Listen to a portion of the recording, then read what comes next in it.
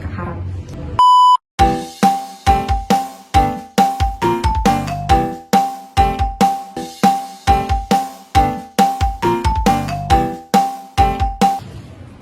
Di sini saya akan menjelaskan apa sih itu HDR. HDR merupakan suatu kondisi di mana seseorang individu menganggap dirinya tidak berarti, tidak mampu melakukan kegiatan, serta tidak percaya diri. Nah, ciri-ciri pasien dengan HDR yang pertama, sulit tidur, yang kedua, merasa dirinya tidak bermakna, yang ketiga, menganggap dirinya negatif, yang keempat, postur tubuh menunduk, yang kelima, sering menyendiri, yang keenam, tidak mau berinteraksi.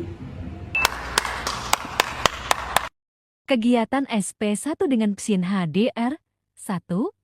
Identifikasi kegiatan positif yang dapat pasien lakukan. 2. Identifikasi kegiatan positif yang dapat pasien lakukan sekarang. 3. Tanyakan pasien kegiatan positif mana yang akan dilatih. 4. Masukkan ke jadwal harian pasien untuk dilatih. Selamat pagi, Mbak. Perkenalkan, saya perawat Maharga. Saya yang merawat Mbak pada pagi hari ini. Sebelumnya dengan Mbak siapa saya berbicara? Mbak Nisa. Oke, baik Mbak Nisa. Senangnya dipanggil siapa? Nisa. Oke. Gimana perasaan Mbak pada hari ini? Bagaimana kalau kita berbincang-bincang mengenai perasaan yang Mbak rasakan? Untuk waktunya kita ngobrol sekitar 5-15 menit. Apakah Mbak bersedia? Bersedia. Untuk tempatnya kita ngobrol di sini saja ya Mbak. Oke. Baik Mbak Nisa, saya dapat informasi dari orang tua Mbak Nisa bahwa selama beberapa hari ini Mbak Nisa kelihatan sedih sekali dan mengurung diri selama 1 minggu. Kalau boleh saya tahu Mbak, alasan Mbak mengurung diri itu karena apa ya Mbak? Karena saya tidak lulus tes dan saya tidak percaya diri lagi.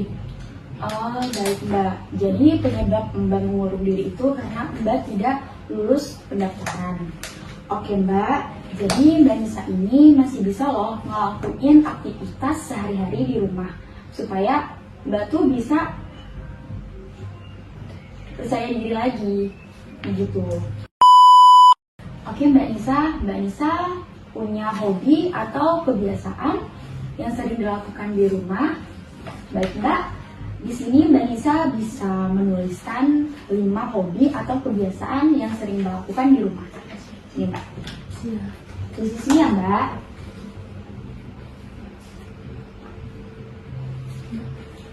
Nah.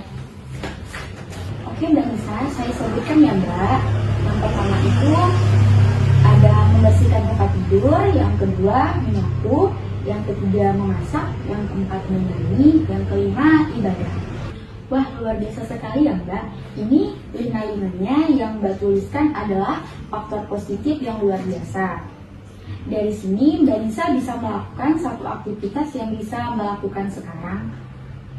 Mau melakukan apa Mbak dari kelima yang Mbak tulis tadi? Nyapu rumah saja. Oke, baik saya ambilkan dulu ya Mbak sapunya.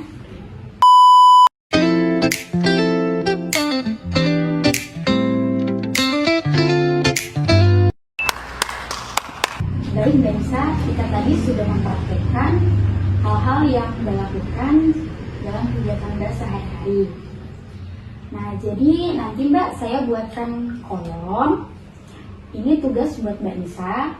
Ya, jadi nanti kita ketemu lagi ya Mbak. Nanti saya buatkan kolom yang pertama menyapu. Jika Mbak Nisa melakukan dicentang seperti ini ya Mbak. Kira-kira Mbak Nisa bisa melakukannya? Bisa. Oke. Apakah ada pertanyaan Mbak untuk ini? Nggak ada. Baik Mbak Nisa, ini sudah 5 menit. Kita berbincang-bincang. Bagaimana perasaan Mbak Nisa? Baik, perasaan saya mulai merasa lebih baik. Oke. Alhamdulillah ya Mbak. Sekitar 2 harian lagi saya akan kesini lagi. Kira-kira nanti saya kesini pada sore hari. Apakah Mbak bersedia? Saya. Baik, terima kasih ya Mbak atas kerjasamanya. Assalamualaikum. Salam. Sekian video dari saya. Saya ucapkan terima kasih. Dadah.